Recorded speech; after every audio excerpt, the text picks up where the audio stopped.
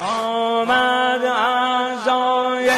اهل دین امشب امیرالمؤمنین حالش پریشان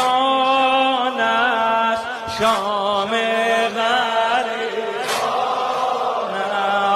حالش پریشان است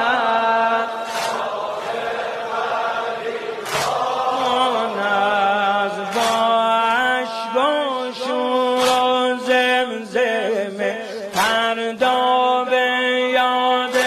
فاطمه دلخون و گریان است